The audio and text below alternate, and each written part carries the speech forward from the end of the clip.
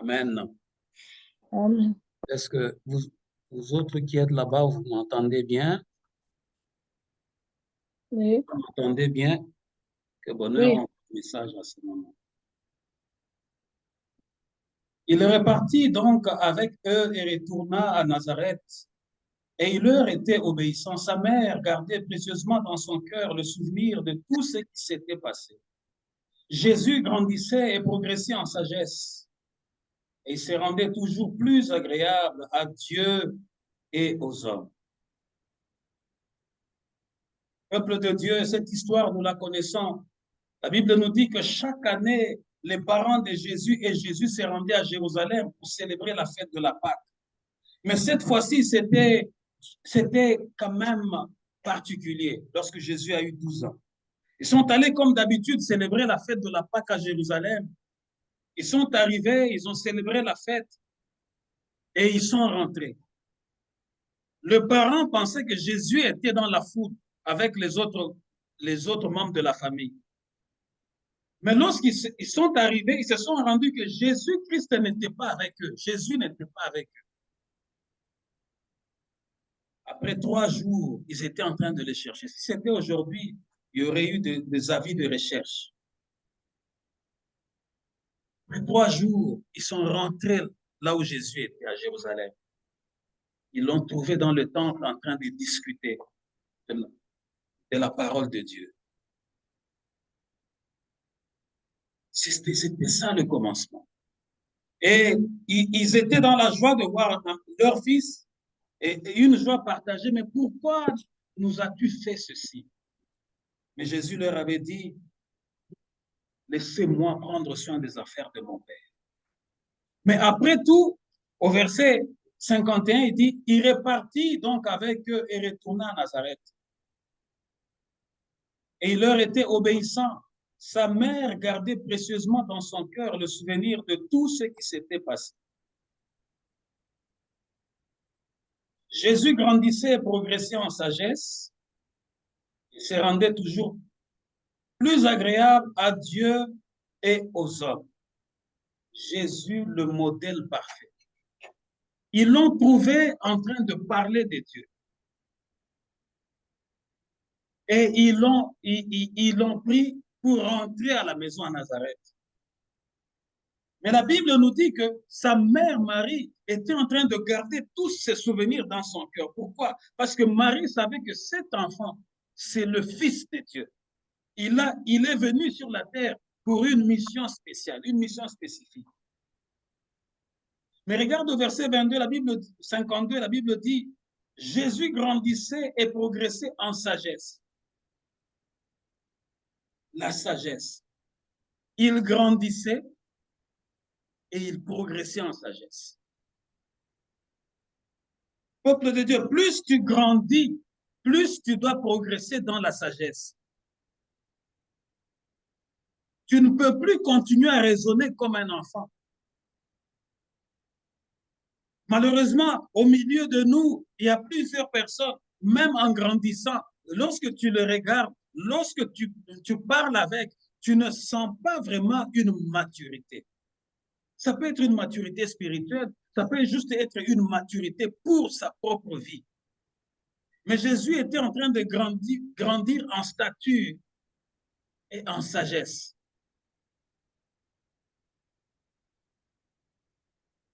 Il se rendait toujours plus agréable à Dieu et aux hommes.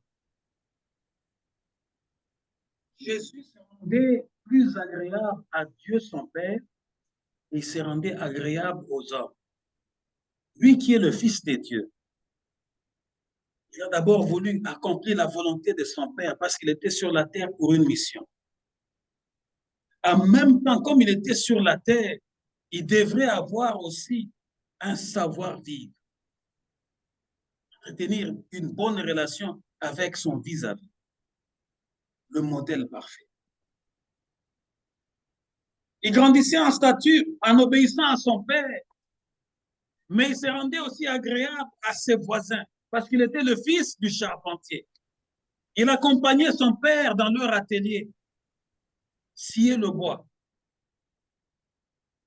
Lorsque son père avait la commande de ceci ou de cela, Jésus-Christ était en train de mettre aussi sa main d'association afin que la livraison soit faite au bon moment. Parce que vous savez, les menuisiers, les cordonniers, les mécaniciens, nous connaissons tous leur mensonge, leur esprit de mensonge. Lorsque tu passes une commande, il va d'abord prioriser une autre personne qui lui a donné un plus-value. Et toi, il va te dire, ah, viens dimanche, ou bien viens lundi. Lorsque tu viens lundi, il se cache. Il peut dire à ses élèves, dites-lui que je ne suis pas là. Mais Jésus, c'est le modèle parfait. Il grandissait en stature et en sagesse. Il se rendait agréable à son Père et il se rendait agréable aux hommes du monde. Au hasard, afin qu'il ne soit pas une occasion de chute pour les autres. Nous devons bien nous observer chaque jour que nous vivons. Sommes-nous une occasion de chute pour les autres ou bien sommes-nous une occasion de bénédiction pour les autres, pour notre entourage? Voilà pourquoi je donne raison à l'apôtre Paul qui dit « Sortez du milieu d'eux ».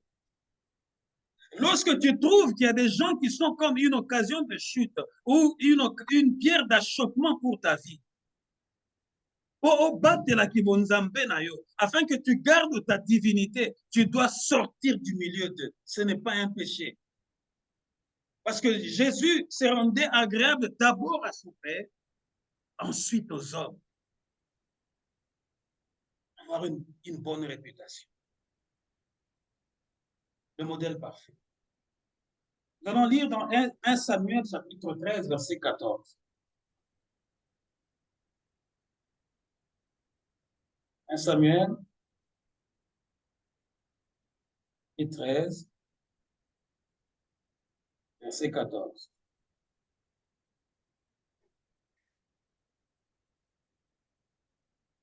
Samuel chapitre 13, verset 14. Pardon, papa. 1 Samuel chapitre 13, verset 14. Samuel chapitre 13, verset 14. Verset 14. Verset 4, bien 14. Nous voulons parler de David. 1 Samuel chapitre 13, verset 14. J'ai lu au nom de Jésus-Christ.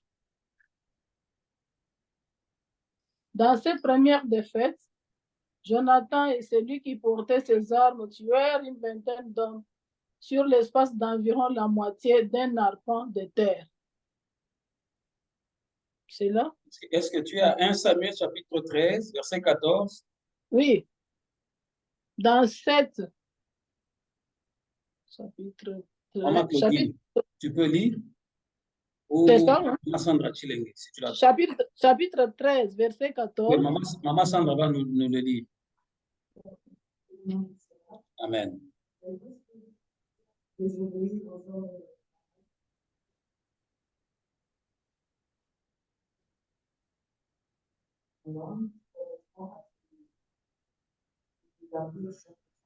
Amen. C'est ça. C'est ça. 1 Samuel 13, 14. Mais puisque tu as désobéi aux ordres de l'Éternel, ta royauté ne subsistera pas. L'Éternel a décidé de se chercher un homme qui corresponde à ses désirs et de l'établir chef de son peuple. Là, nous sommes en train de parler de David. Puisque tu as désobéi à l'ordre de l'Éternel, l'Éternel s'est choisi un homme qui corresponde à son cœur pour l'établir chef de son peuple. Pourquoi? La désobéissance a toujours une conséquence. Une lourde conséquence, peuple de Dieu. Soyons tout simplement obéissants. Du début de la Bible, de Genèse à l'Apocalypse, il n'y a qu'une histoire qui reste là avec Dieu, c'est l'obéissance. Il y a beaucoup de choses que nous ratons, même aujourd'hui, à cause tout simplement de notre désobéissance. Tu avais commencé à servir Dieu, Mais qui t'a ralenti dans le service? Non, parce que depuis que tu t'es marié, oui, dans tous les mariages, le problème ne manque pas. Mais le zèle que tu avais quand tu étais jeune fille chez vous, cette flamme-là, depuis que tu es entré dans le mariage, avec tout le coup du mariage, avec le haut et le bas, la flamme est en train de s'éteindre et la désobéissance aux choses de Dieu est en train de s'installer. Ici, le prophète Samuel annonce à Saül qui était le roi, parce que Saül est devenu roi à 30 ans, jeune. Quel privilège, il était jeune. Et la Bible dit qu'il était aussi très beau. Non seulement qu'il était jeune, il était très beau et il dépassait tout le monde de la taille. Donc Dieu l'avait vraiment façonné. Il n'y avait rien à redire sur Saül. Mais lorsque Dieu envoie son serviteur, son prophète, le prophète dit à Saül, il dit, précède-moi à Gilgal et tu m'attendras pour qu'on puisse offrir à Dieu. Mais Saül est monté avec les hommes, puisque l'armée, les Philistins étaient en train de les secouer, puisqu'ils voyaient l'armée de leurs ennemis à côté. Ils ont pris peur. Saül a offert le sacrifice, alors qu'il n'était pas appelé à offrir. Dans la plupart du temps, il y a des choses qui nous arrivent parce que nous sommes en train de briser l'ordre que Dieu a déjà établi. Les sacrificateurs sont là, les oins de Dieu sont toujours là. Ceux qui sont mis à part pour servir dans les sacerdoces sont toujours là et seront toujours là. Mais lorsque yo bandiko lukako tumbambeka, na place ya bawe basili ko benga mapona ko sala, tu es en train de désobéir et la conséquence sera lourde. Lorsque tu commences à chercher à faire le sacerdoce, lorsque tu n'es pas loin à le faire, oui, après tout, toi aussi tu peux le faire. Oui, tu es aussi, tu es aussi comme un pasteur. On ne te trompe pas. Auprès de Dieu, l'ordre existe. C'est l'orgueil des hommes qui fait frapper plusieurs parmi nous. Parce que nous sommes en train de désorganiser l'ordre que Dieu a déjà établi. Nous sommes en train de vouloir prendre la place qui n'est pas la nôtre. Saül, attends-moi jusqu'à ce que je vienne afin qu'on puisse présenter l'Holocauste. Il a vu que Samuel tardait. Lui-même a pris le sacrifice qu'il a présenté.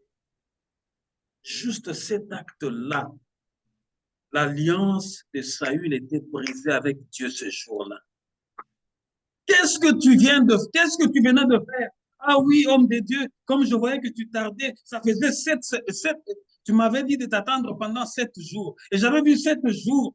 Et puis, je n'avais plus d'autres moyens, sinon mes hommes allaient m'abandonner, on allait me tuer. Le prophète est arrivé exactement le 7e jour, comme il lui avait dit. Et seulement l'homme avait déjà offert dans la précipitation. Maintenant, le prophète reçoit le message de l'Éternel. À cause de cette désobéissance, je me suis moi-même choisi un homme que toi tu ne connais pas, qui n'est pas aussi de ta tribu, mais qui correspond à mon cœur. C'est David. Jésus-Christ est le modèle parfait. David aussi est un modèle. Mais lorsqu'on parle d'un modèle, un modèle c'est qui? C'est quelqu'un qu'on doit imiter ou qu'on peut imiter. Un modèle, c'est celui qui montre le chemin aux autres. Un modèle, c'est un exemple dans la société. C'est vrai qu'il y a plusieurs modèles, parce que le terme modèle en soi renferme plusieurs significations. Il y a des modèles scientifiques, il y a des modèles géologiques, ainsi de suite. Mais nous parlons du modèle humain. Un modèle, c'est quelqu'un que l'on peut imiter. c'est quelqu'un d'exemplaire, comme Christ était exemplaire. Il grandissait en stature et en sagesse. En obéissant à Dieu, il s'est rendu agréable à Dieu et aux hommes. Il nous a montré qu'il est le modèle. Ici, à cause de la désobéissance, Dieu écarte l'un et il élève l'autre. David était déjà roi avant de monter au trône. Je me suis moi-même choisi un homme qui corresponde à mon cœur. David était un homme comme vous et moi. Il a eu à pécher. Mais ce que j'aime en cet homme-là, il savait s'humilier et se repentir. Le péché peut arriver, ça peut être une occasion de chute. Mais tu ne dois pas demeurer dans le péché. Parce que lorsque le prophète Nathan se présente à David, à cause du mauvais acte de David tombe à genoux devant l'Éternel. Il dit, oh Dieu, crée en moi un cœur pur. Crée en moi un cœur pur. Fais renaître en moi de bonnes pensées. Quelle prière forte. Parce que si tu n'as pas un cœur pur, tu ne pourras jamais tenir devant la face de Dieu. Si tu n'as pas de bonnes pensées, tu ne pourras jamais expérimenter la main de l'Éternel. Parce que, étant donné que tes pensées sont éparpillées, étant donné que la sémence, le poison est dans ton cœur, tu n'imagines que du mal pour les autres, tu n'imagines que l'échec pour les autres, tu n'imagines que la tristesse pour les autres, tu n'imagines que la douleur pour les autres. Dieu ne va pas te visiter. Dieu ne trouvera pas sa place, il ne trouvera pas son compte. Je me suis choisi un homme qui corresponde à mon cœur. David savait s'humilier. Voilà pourquoi Dieu a dit, ton trône va subsister éternellement. Après toi, je te donnerai un descendant qui sera assis sur ton trône. La preuve, Jésus-Christ, nous l'appelons fils de David. Il est là pour l'éternité. À cause de qui? À cause de David. Il a précédé un modèle. Il a eu des faiblesses, mais il nous a écrit la moitié de livres de psaumes. Des paroles très, très fortes. Le juste a souvent des malheurs, beaucoup de malheurs qui lui arrivent, mais l'Éternel l'en délivre. L'Éternel est mon berger, je ne manquerai de rien. David, c'est lui qui repose à l'ombre du Tout-Puissant. Toujours David.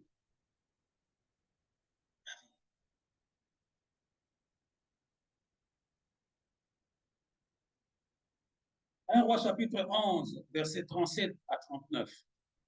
Jéroboam, ça c'est le nom que j'ai entendu. C'est le nom que j'ai entendu. Jéroboam. J'ai entendu le nom, mais je n'avais pas encore de passage de texte. Jéroboam.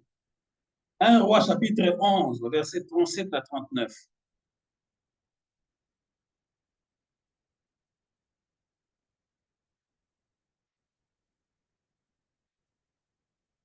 Un Roi 11, 37 à 39.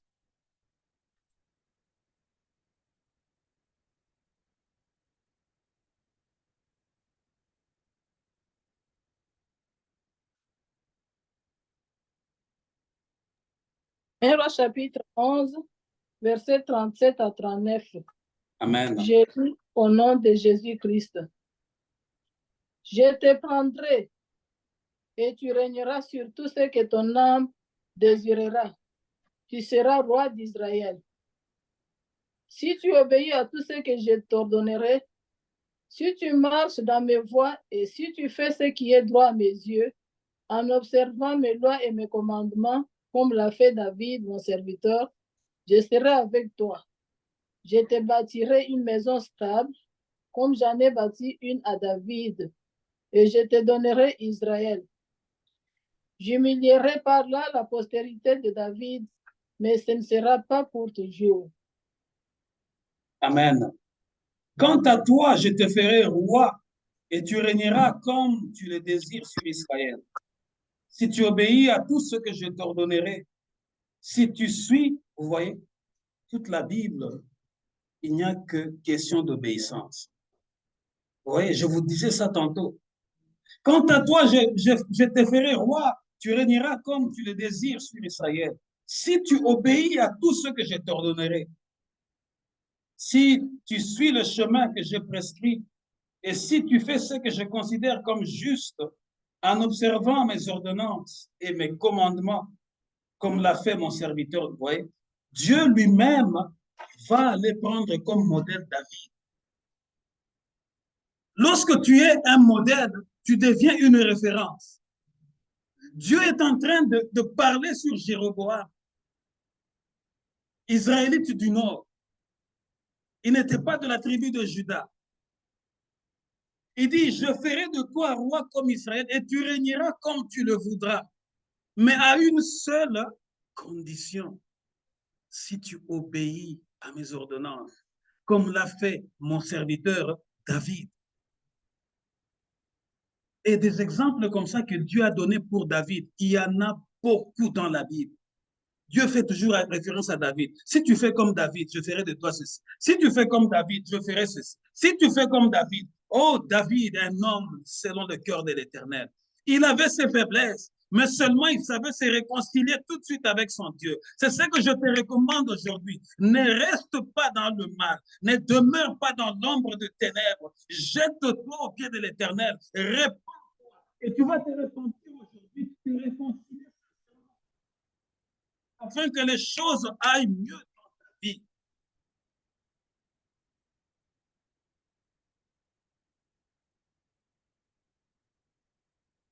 Il dit, si tu suis le chemin que j'ai prescrit et si tu fais ce que je considère comme juste en observant mes ordonnances et mes commandements, comme l'a fait mon serviteur David, je serai avec toi, je ferai de toi le chef d'une dynastie durable, comme je l'ai fait pour David.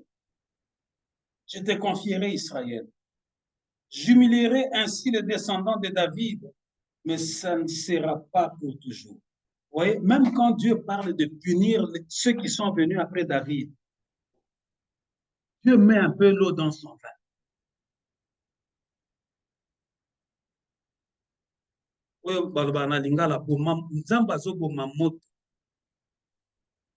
Pas la terre. Il parle de punir les descendants de David, mais il dit, je vais les punir, mais je ne les punirai pas pour toujours. Je vais les punir pour un moment afin qu'ils reviennent au chemin de David, qu'ils soient comme David, mais je ne le punirai pas pour deux. David, un modèle. Mais comment on en est arrivé là? Lorsque David est allé rejoindre ses pères, Salomon, son fils, est monté sur le trône. On a oint Salomon. Salomon qui nous a écrit le livre de Proverbes. Salomon qui nous a écrit le livre d'Ecclésiaste. Salomon qui nous a écrit le livre de Cantiques de Cantiques. Et lorsque vous lisez le Proverbe, vous voyez la grandeur de Dieu dans cet homme-là. Vous voyez ce que Dieu avait mis dans cet homme-là. Salomon a écrit plusieurs proverbes sur les animaux, sur les oiseaux, sur les hommes, sur la terre, sur la faune, sur les flores. Dieu lui avait donné une sagesse particulière, une intelligence particulière. Mais avec le temps, l'usure du pouvoir, c'est ce qu'on appelle en français, avec le temps, Salomon a commencé à se prosterner devant d'autres dieux, devant Astarté, devant Kémosh. Et comme le roi lui-même est allé adorer à cause des femmes qu'il avait, les femmes étrangères qui sont venues dans sa cour sont venues avec leurs dieux. Mais pour plaire à ces femmes-là, Salomon a fini par aller adorer Astarté, la déesse Astarté. Salomon a fini par aller adorer Kémosh. Salomon a fini, tout lui qui était le roi, serviteur de Dieu. Lorsqu'il a commencé à faire ces choses-là, la population aussi a suivi. Et Israël s'est égaré. Dieu était assis sur son trône et Dieu voyait cet égarement. Dieu avait pitié que le peuple qu'il avait choisi est rentré encore dans les choses qu'il avait lui-même dit, ne rentrez plus dans ces choses-là depuis que je vous ai fait sortir de l'Égypte. Et qu'est-ce que Dieu a fait? Comme Dieu parle toujours par la bouche de ses serviteurs, Dieu a fini par envoyer un prophète pour dire à Salomon, à cause de cette désobéissance-là, Dieu va t'arracher 10 tribus et va les confier à Jéroboam. Mais qui était Jéroboam? Jéroboam ici, il était aussi il était un des collaborateurs du roi Salomon. Je veux dire à quelqu'un aujourd'hui, à cause de ta désobéissance, à cause du mal que tu vas faire, ton opposant ne viendra pas de Chine, il sera toujours celui qui est proche de toi. N'est-ce pas, vous le voyez même avec nos présidents, leurs opposants sont des gens qui sortent toujours, qui ont travaillé ensemble, qui ont été comme des véritables collaborateurs, parce que Jéroboam, c'était un garçon énergique. La Bible dit que Salomon avait remarqué ces garçons, il dit, quel est ce garçon qui est fort comme ça, qui est entreprenant comme ça? Prenez-le, mettez-le à la charge pour moi. Jéroboam était un bras droit du roi Salomon. Mais il a fini par fuir. Il est parti en exil. Et Dieu est venu le visiter. Il lui a parlé par la bouche de son serviteur. Il dit, si je vais te donner 10 tribus d'Israël, je vais juste laisser une seule tribu avec Salomon. Mais je vais te donner tout Israël. Je vais humilier Salomon et ses descendants. Mais à une seule condition, si tu m'obéis, je te donnerai même tout Israël. Tu vis comme David, mon serviteur. Une seule condition, l'obéissance. Et je ferai durer ta royauté. Elle va durer. Elle va durer très longtemps. Et Dieu l'avertit en disant, oui, c'est vrai que je suis en train de punir les descendants de David. Mais sache que cette punition-là ne durera pas éternellement. Parce que le Dieu qui nous a créés, il connaît. Il est omniprésent, il est omniscient, il est omnipotent. Il sait qu'à un moment donné, le peuple finira par fléchir. Il y a certaines souffrances qui viennent dans nos vies ou dans notre maison parce que tu refuses de fléchir tes genoux. Dieu va te laisser dans cet état-là pendant longtemps, jusqu'à ce que tu reconnaisses comme Nabuchodonosor que l'Éternel seul est le vrai Dieu. Mais souvent je partage avec mon époux, je dis, mais le temps que tu réalises, comme Dieu nous a déjà limité le temps à vivre sur la terre, imagine-toi que tu demeures dans cette situation-là pendant 10 ans. Donc, ce sont les 10 ans que tu as perdus. Que tu demeures là pendant 15 ans. Tu ne vas plus retrouver ces 15 ans-là. Le jour où la parole va venir auprès de toi, il y aura une délivrance. Tu seras encore remise ou remis de nouveau. Tu vas repartir. Mais tu auras perdu quand même quelques années dans ta vie qui ne vont plus revenir. Voilà pourquoi je viens pour vous prêcher, vous qui êtes enfants dans l'église, vous qui êtes grandes personnes, les parents, tout le monde. Faisons attention, sinon nous risquons de perdre beaucoup de temps. Dieu l'a fait et il continue de le faire même aujourd'hui. Il va te laisser dans cette condition-là jusqu'à ce que tu reconnaisses qu'il est assis sur son trône. Jéroboam. Nous allons aller dans le livre du Nouveau Testament. Là, nous avons pris Christ, le parfait modèle, David, un modèle à suivre, Jéroboam, qui est un mauvais, qui va apparaître comme un très mauvais modèle. Nous allons aller dans le Nouveau Testament pour voir 1 Corinthiens 11, verset 1er.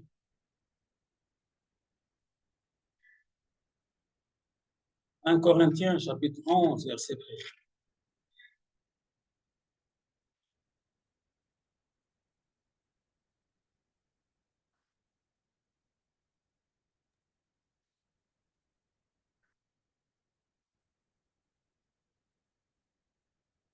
En Corinthiens 11, verset 1er. 1 Corinthiens 11, verset 1er, je lis au nom de Jésus-Christ. Soyez mes imitateurs comme je le suis moi-même de Christ. Suivez donc mon exemple comme moi-même, de mon côté, je suis celui du Christ. Le Christ est celui de parfait modèle. Un modèle parfait. Et l'apôtre dit, suivez mon exemple, comme moi je suis l'exemple du Christ. Soyez mes imitateurs, parce qu'un modèle, c'est quelqu'un qu'on imite. Quel est ton modèle aujourd'hui? Quel est ton modèle? Malheureusement, aujourd'hui, les gens imitent ceux qui font le mal. Les gens imitent beaucoup plus ceux qui sont dans les choses éphémères de ce monde.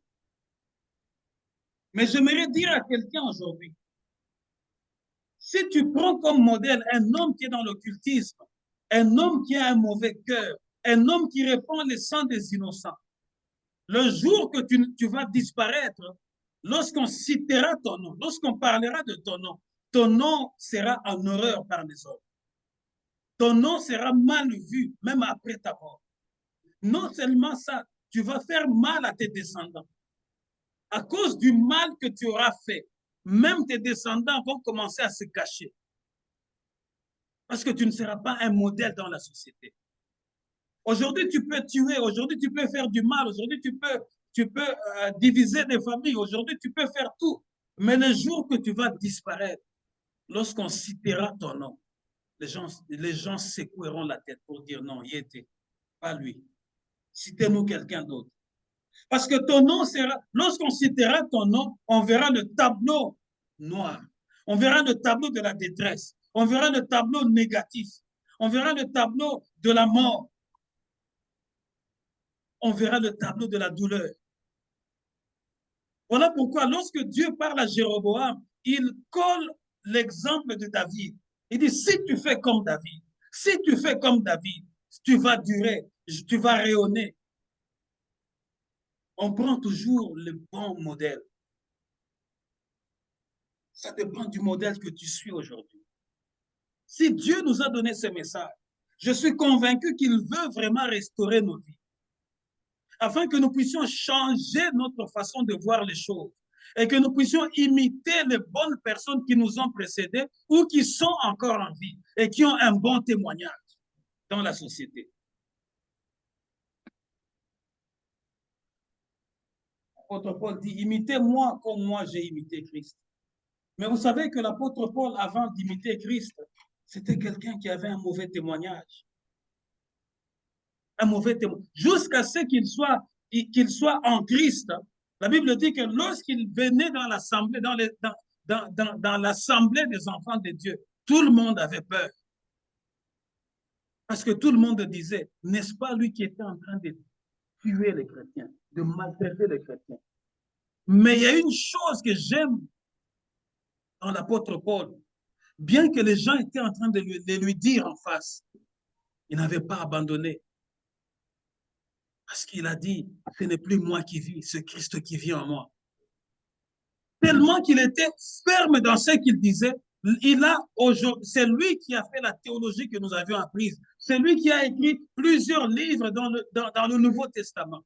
C'est lui qui est l'auteur de la doctrine même chrétienne. L'homme qui hier était un truand, qui était un assassin, qui était un méchant, mais lorsqu'il a croisé Christ, il était maintenant capable de dire, imitez-moi comme moi j'imite le Christ. Parce que lorsque tu imites le Christ, si Christ est ton modèle, tu dois être prêt ou prête à porter ta croix et à suivre Jésus. C'est le message que je t'apporte aujourd'hui, le premier dimanche du mois de juin. Tu dois être prêt ou prête à porter ta croix et à suivre Jésus. C'est-à-dire que la vie ne sera pas toujours rose dans le Seigneur. Jésus lui-même a dit, vous aurez la bénédiction, mais avec des persécutions. Parce que le jour où tu as décidé dans ta famille à suivre Jésus, les premières personnes à te combattre seront les membres de ta famille. Ah, lui, qu'est-ce qu'il veut nous faire voir? À qui n'a prière n'a bangoana? Elle aussi, ou lui aussi. À qui n'a binzambinza? Vous savez comment ces gens-là nous disent? Mais l'apôtre Paul recevait ça aussi en face comme ça. Mais j'aime son attitude. Il n'a pas baissé le bras. Il a persévéré jusqu'au bout. Il a combattu le bon combat. Voilà pourquoi il était capable de dire, suivez-moi comme moi j'ai suivi Christ. Soyez mes imitateurs.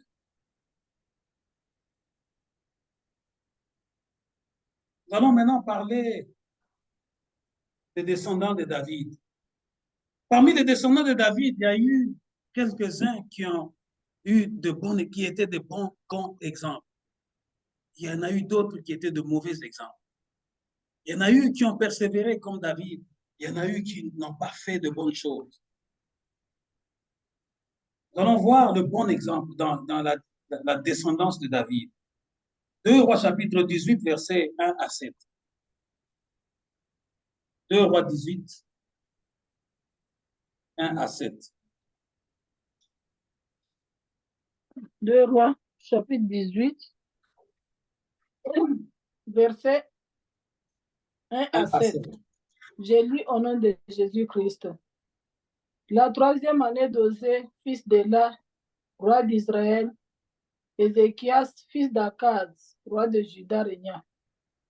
Il avait 25 ans lorsqu'il devint roi et il régna 29 ans à Jérusalem. Sa mère s'appelait Abi, fille de Zacharie. Il fit ce qui est droit aux yeux de l'Éternel, entièrement comme avait fait David son père. Il fit disparaître les hauts lieux, brisa les statues, abattit les idoles et mit en pièces le serpent d'airain que Moïse avait fait, car les enfants d'Israël avaient jusqu'alors brûlé des parfums devant lui. On l'appelait Nehushtan. Il mit sa confiance en l'Éternel, le Dieu d'Israël. Et parmi tous les rois de Juda qui vinrent après lui, ou qui le précédèrent, il n'y en eut point de semblable à lui. Il fut attaché à l'Éternel, il ne se détourna point de lui, et il observa les commandements que l'Éternel avait prescrits à Moïse. Et l'Éternel fut avec Ézéchias, qui réussit dans toutes ses entreprises. Il se révolta contre le roi d'Assyrie et ne lui fut plus assujetti. Amen. La 3e année du règne d'Osée, fils d'Éla, roi d'Israël, Ézéchias, fils d'Ahaz, roi de Juda, devint roi. Il était âgé de 25 ans à son avènement et il régna 29 ans à Jérusalem. Sa mère s'appelait Abi. Elle était fille de Zacharie. Il fit ce que l'Éternel considère comme juste en tout point comme l'avait fait son ancêtre David. Il fit disparaître les hauts lieux, briser les stèles des idoles, couper le pieu sacré de la déesse Asherah. Il fit aussi mettre en pièces le serpent de bronze que Moïse avait fabriqué. Car jusqu'à cette époque-là, les Israélites faisaient brûler des parfums pour lui et l'appelaient Nehushtan. Ézéchias mit sa confiance en l'Éternel, le Dieu d'Israël. Parmi tous les rois de Juda qui lui succédèrent ou qui l'avaient précédé, aucun ne l'égala. Si c'est ta Bible souligne ces versets-là, vous voyez ce que Dieu peut faire? Au verset 6, il demeura attaché à l'Éternel sans se détourner de lui. Il obéit, ouais, encore l'obéissance. Si c'est ta Bible souligne le verset 6. Il demeura attaché à l'Éternel sans se détourner de lui. Il obéit à tous les commandements que l'Éternel avait donnés à Moïse. Aussi, l'Éternel fut avec lui. Il réussit dans toutes ses entreprises. Si c'est ta Bible souligne le verset 7. Aussi, l'Éternel fut avec lui. Il réussit dans toutes ses entreprises. Il se révolta contre le roi d'Assyrie et cessa de lui être assujetti. Ça, c'est un bon exemple. Ézéchias. Lorsqu'il a pris les affaires, il a commencé par renverser les statues de Baal. Il a brisé la statue de la déesse Asherah. Il a brisé le poteau et les serpents de rein que Moïse avait installés. Il a banni l'idolâtrie. Il a ramené le cœur de peuple auprès de Dieu. Voici l'exemple d'un serviteur de Dieu. Il mit toute sa confiance à l'Éternel sans se détourner ni à gauche ni à droite. Mais aujourd'hui, toi, comment te comportes-tu? Il suffit seulement qu'il y ait un vent dans ta maison. Tu commences à éparpiller les regards à gauche et à droite. Je suis en train de parler à quelqu'un aujourd'hui. Quelle que soit la tempête qui souffle dans ta maison, n'éparpille pas ton regard à gauche et à droite, lève tes yeux vers l'Éternel, lui seul pourra te faire sortir de là. C'est ce que Ézéchias a vécu. Et comme il a obéi à l'Éternel, la Bible dit que l'Éternel était avec lui, il a fait réussir tout ce qu'il faisait. Aujourd'hui, la question que je vais poser, qui veut réussir dans tout ce qu'il fait? La réponse, obéis à l'Éternel. Sois à la prière. Fais la volonté de Dieu. Afin que lorsque tu pries, que l'Éternel te trouve dans son champ. Parce que lorsque tu commenceras à faire ta prière de supplication, l'Éternel va se retrouver et dire non, c'est vrai, il a toujours été dans mon champ. C'est vrai, il a toujours été dans mon champ. Si je le laisse, mon nom sera avili.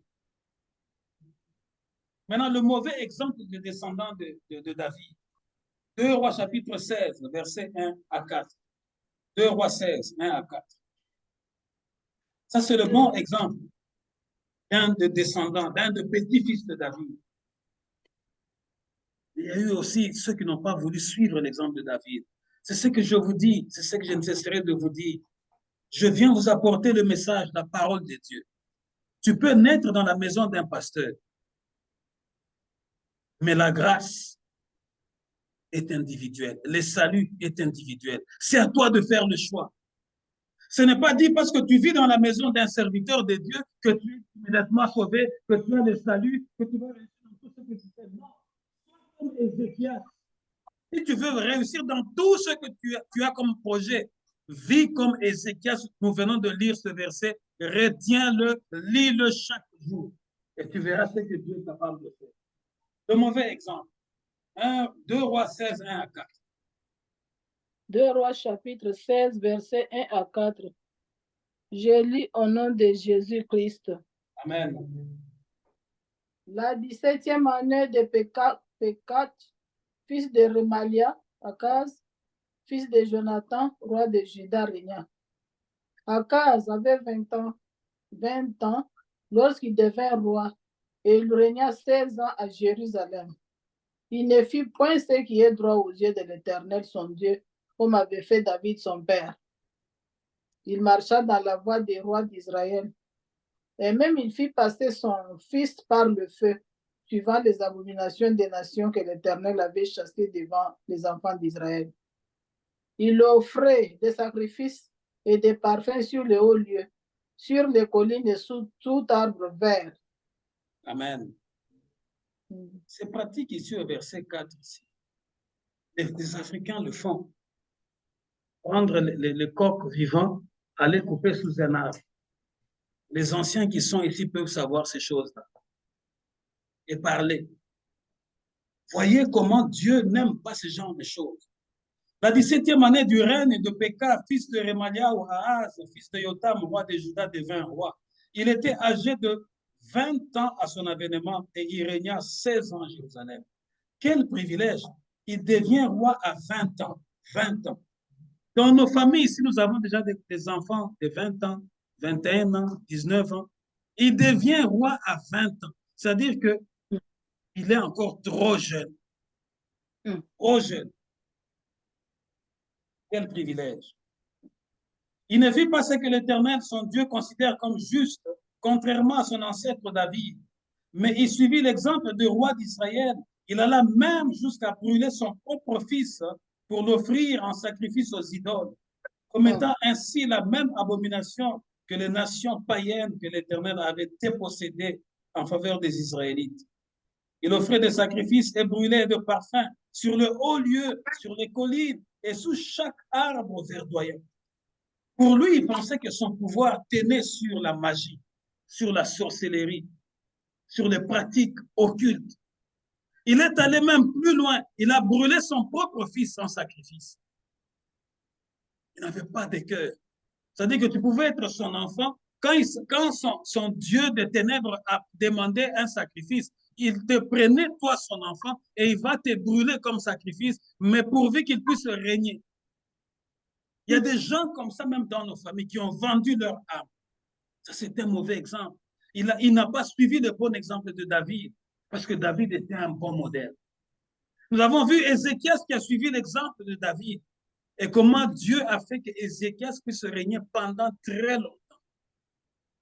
Lorsque tu commences bien et tu finis mal, tu vas finir en cascade.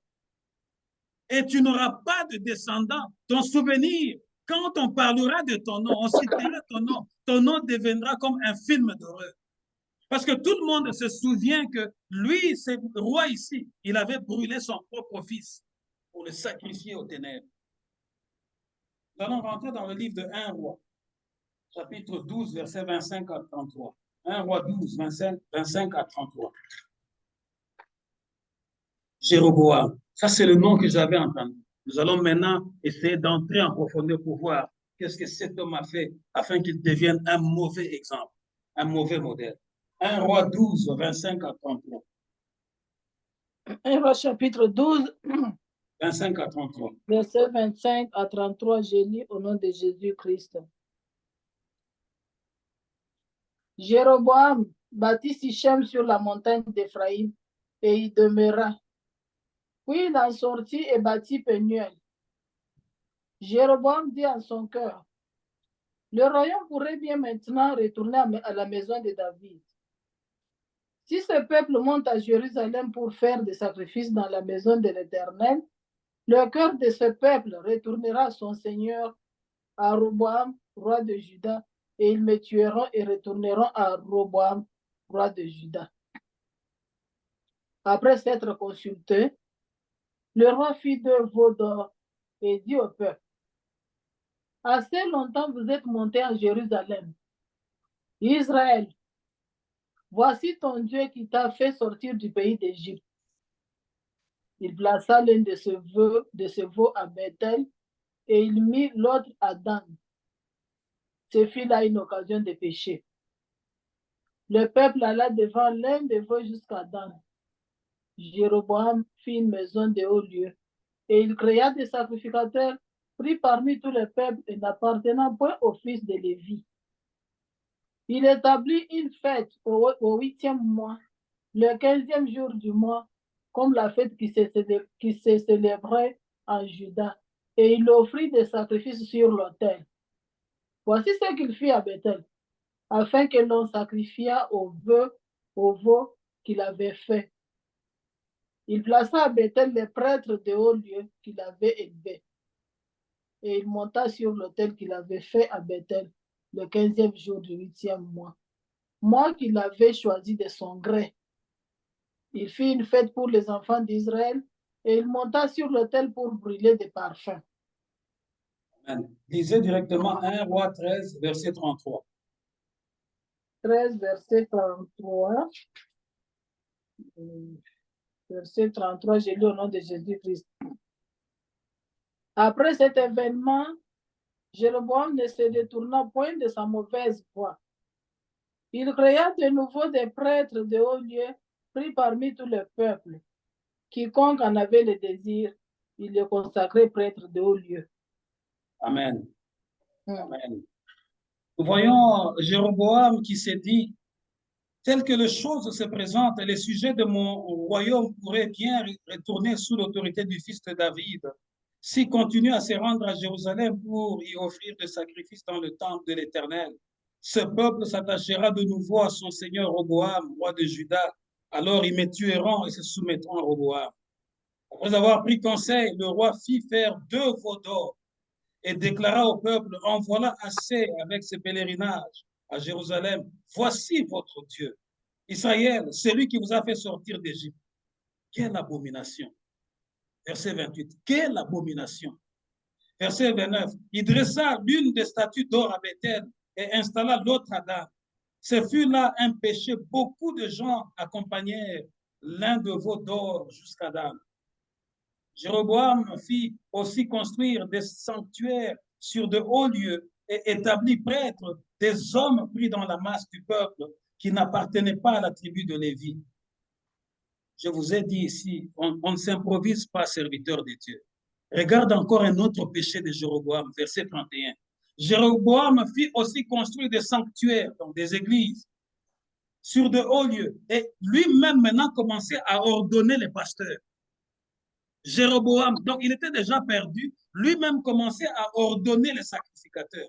Alors que Dieu avait désigné une seule tribu, la tribu de Lévi, pour les sacerdoces. Mais Jéroboam a oublié ce que Dieu avait dit à Moïse. Lui-même maintenant commençait à dire, toi, oui, toi tu me plais beaucoup, deviens prêtre là-bas. Oui, toi aussi, deviens à tel ou tel. Toi, il a brisé l'ordre que Dieu avait établi. Verset 32.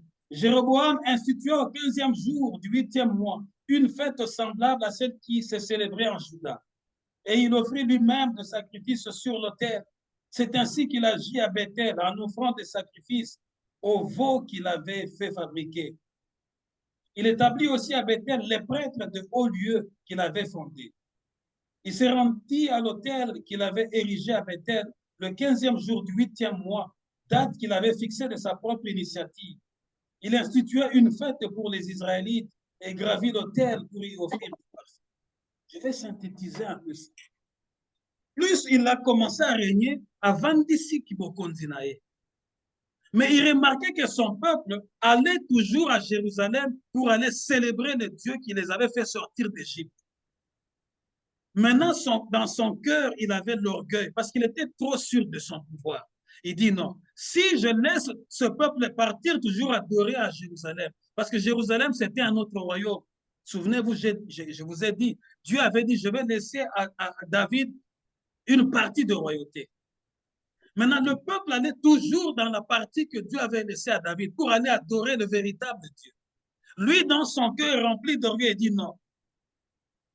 Et comme sans y a rivalité, polémique et bandit. Si je les laisse aller toujours là-bas, ils vont finir par me tuer. Parce que celui qui régnait dans l'autre royaume, Roboam, c'était le fils direct de Salomon, du roi Salomon. Il dit, certainement que Roboam va parler à mon peuple, ils vont se révolter contre moi. Il a pris conseil, mais un mauvais conseil. Je ne sais pas qui t'entoure, que ce soit dans ta famille, dans ta maison. Il y a des conseils qui peuvent t'écouter cher à cause des prises de position que tu peux prendre. Si tu as été mal conseillé, tu peux toucher à un oin de l'Éternel et ta vie va s'abîmer. Quand il a pris ce conseil-là, il s'est fait fabriquer de veaux d'or. Et il a dit à son peuple, voici votre Dieu qui vous a fait sortir d'Égypte. Il ne s'est pas arrêté là. Il a lui-même créé ses propres fêtes religieuses pour distraire son peuple. Il ne s'est pas arrêté là. Lui-même commençait à ordonner les serviteurs de Dieu. Donc il avait pris la place de prophète. Il a fait une abomination. C'est ça le grand péché qui a pesé sur le nom de Jéroboam. Et à chaque fois, depuis cette époque, et Dieu a fait disparaître tous ses descendants jusqu'à aujourd'hui. Et à chaque fois qu'on citait le nom de Jéroboam, c'était comme si tu appelais un fantôme. Je vous en supplie, ne quittez pas ce monde en laissant votre nom comme le nom d'un fantôme. À cause de tout ce mal qu'il avait fait, lorsqu'on citait son nom était devenu en horreur aux gens. Mais la Bible nous dit au verset, chapitre 13, malgré le conseil du prophète que Dieu avait envoyé vers lui pour l'avertir, Jéroboam s'entêta dans son erreur. Il s'entêta. Voilà pourquoi tu vois quelqu'un en train de pécher. Le péché peut être une occasion de chute, mais rétablis, relève-toi. Mais ne laisse pas tes bras être liés, n'y entre pas avec ta tête, avec tes jambes. Jéroboam s'est donné entièrement à Satan. Il a désobéi à la volonté de Dieu. Maintenant, nous allons voir le mauvais exemple. 2 Rois, chapitre 15, versets 8 à 9. 2 Rois 15, les descendants de Jéroboam. 2 Rois 15, 8 à 9. 2 Rois, chapitre 15, versets 8 à 15. 8 à 9. 8 à 9, j'ai lu au nom de Jésus-Christ. La 38e année d'Azaria, roi de Juda, Zacharie, fils de Jéroboam, régna sur Israël à Samarie. Il régna 6 mois. Il fit ce qui est mal aux yeux de l'Éternel, comme avait fait de ses pères. Il ne se détourna point des péchés de Jéroboam, fils de Nébat, qui avait fait pécher Israël. Amen.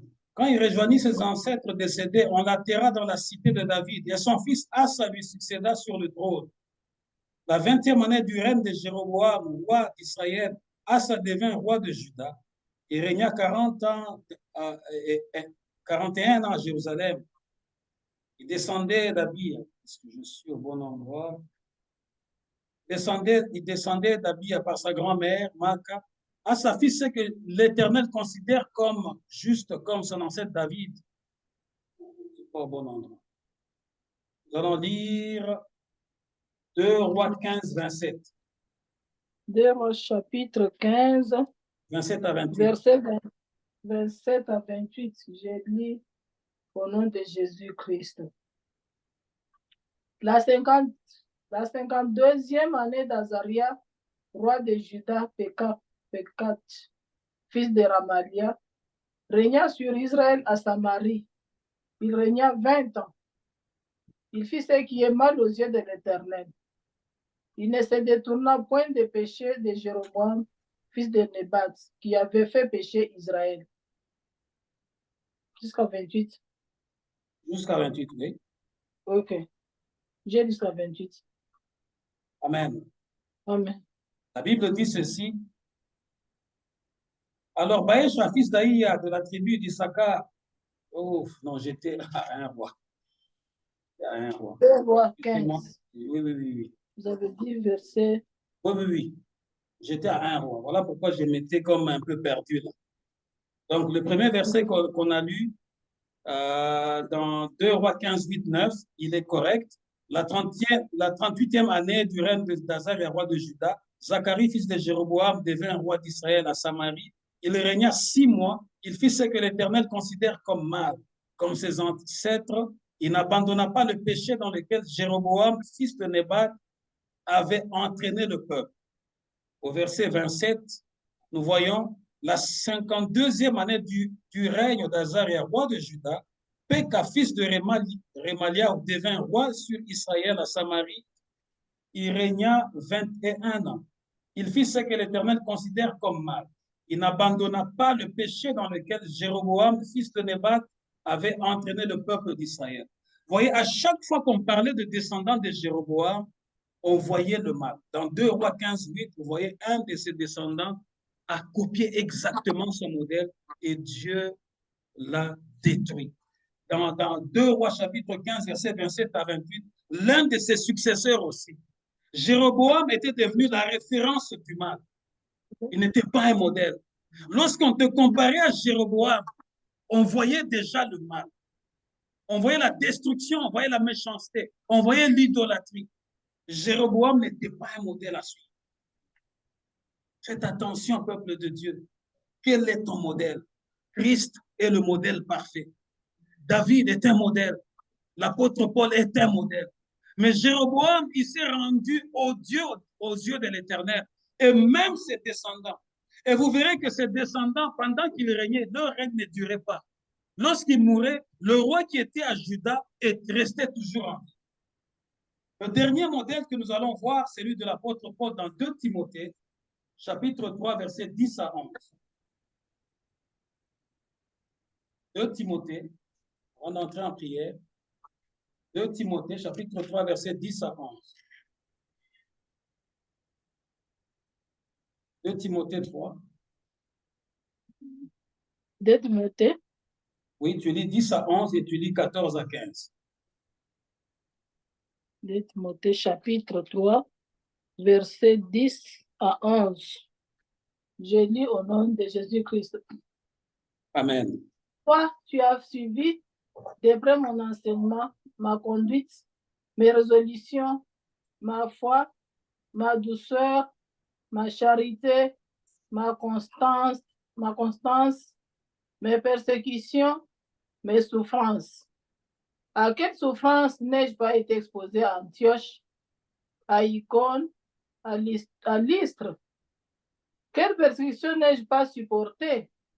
Et le Seigneur m'a délivré de toutes. Et puis je lis 13. 14 à 15.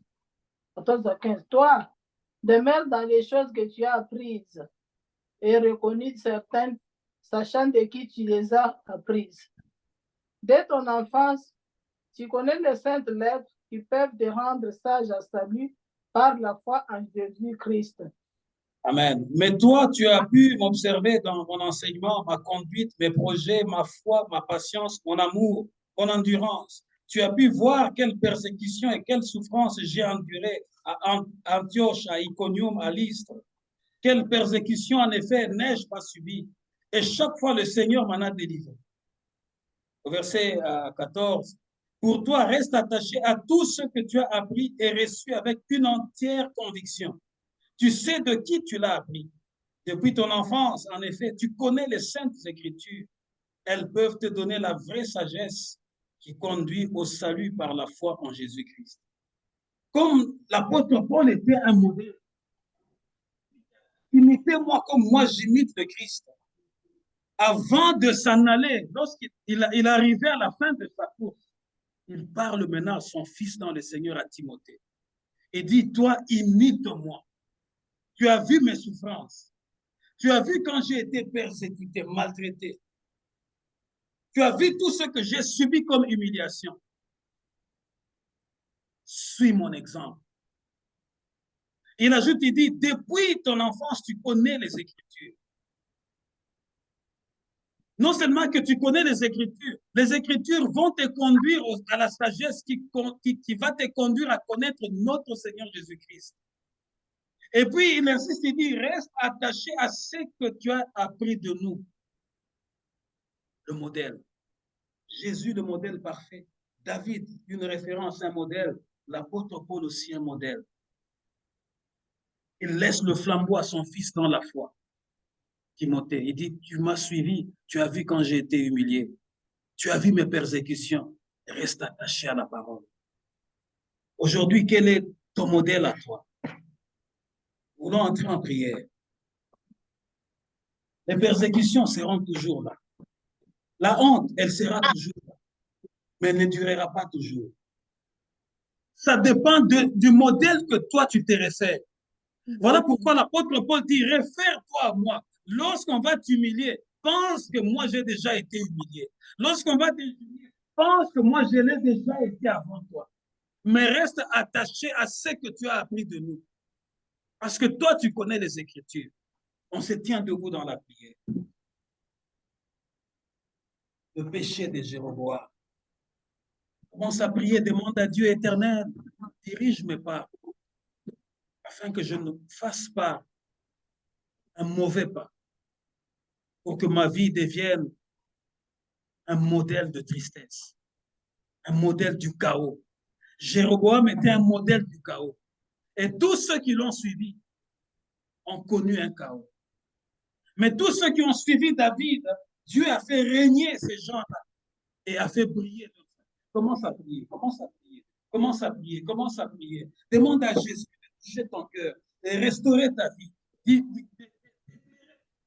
Afin que tu demeures juste et que tu sois attaché à la parole de Dieu. Les épreuves seront toujours là, les humiliations seront toujours là, les attaques seront toujours là, mais ça dépend de qui tu as appris. Ça dépend de qui tu as appris. Ne suis pas l'exemple de Jéroboam. Ne commence pas à sacrifier sous les autels, sous les arbres verts, comme les descendants de Jéroboam. Ne fais pas de sacrifice.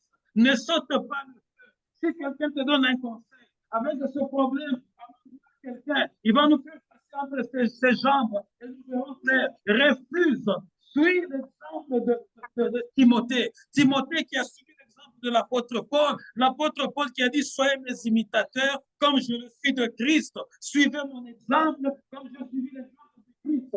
Christ a connu l'humiliation. Christ a connu les injures. Christ a été humilié. Mais Christ est mort. Lorsqu'il est mort, dans cette humiliation, le troisième jour, l'Esprit de l'Éternel l'a ramené à la vie. Je suis en train de te parler aujourd'hui. La situation dans laquelle tu te trouves n'est qu'un transfert.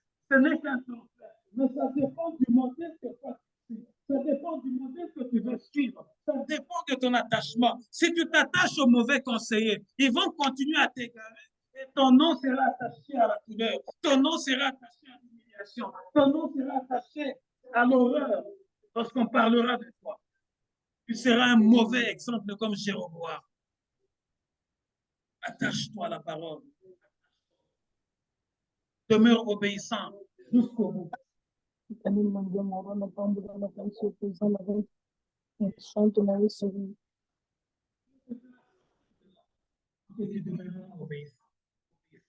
Au nom de Jésus. Père éternel, tu nous as donné ce message. Jésus, le modèle parfait. Et tout en nous donnant ce message, tu nous as fait découvrir dans les Écritures ceux qui ont fait ta volonté et comment est-ce que tu les as visités. Et ceux qui ont désobéi à ta volonté, comment est-ce qu'ils ont fini. Nous ne voulons pas que notre nom soit collé à l'horreur. Nous ne voulons pas que notre nom soit collé à la douleur. Nous ne voulons pas être entourés de mauvais conseillers. Mais nous voulons que le Saint-Esprit nous conseille en tout moment, en toutes circonstances. Oui, les épreuves seront toujours là, mais que le Saint-Esprit nous conseille afin que nous puissions nous attacher à la parole. Comme l'apôtre Paul a dit à son fils dans la foi, Timothée, moi je vais bientôt m'en aller, mais reste attaché à la foi. Reste attaché à la foi. Reste attaché à la parole. Parce que tu connais les Écritures. Seigneur, bénis ton peuple. Je ne fais que ta volonté apporter ce message. Je prie pour que ce message puisse restaurer la vie de quelques personnes. Qu'ils s'attachent réellement à ta volonté et qu'ils obéissent jusqu'au bout. Je bénis tout ce mois de juin, Seigneur. Lève-toi devant nous. Sois l'ennemi de nos ennemis. Renverse les autels de ténèbres, Seigneur. Chasse les ténèbres loin de nos maisons. Que nos maisons, Seigneur, soient les sanctuaires de ta gloire. Nous voulons élever un seul nom, le nom de Jésus. Parce que tu es allé à la tombe, mais tu es ressuscité le troisième jour. La tombe, c'était l'humiliation, mais la résurrection, c'était la gloire. Je suis en train de prier pour que quelqu'un qui est aujourd'hui comme dans cette position de la tombe, dans cette position où les hommes l'ont oublié, où sa famille l'a oublié, mais sache que le troisième jour arrive. Christ n'est pas resté dans la tombe. Tu ne vas pas demeurer dans ce problème. Tu ne vas pas demeurer dans cette maladie-là. Tu ne vas pas demeurer dans cette position-là. La victoire est certaine. Je bénis tous et toutes au nom de Jésus. Nous avons ainsi prié. Amen. Amen. Amen. Amen. Justine Jambo.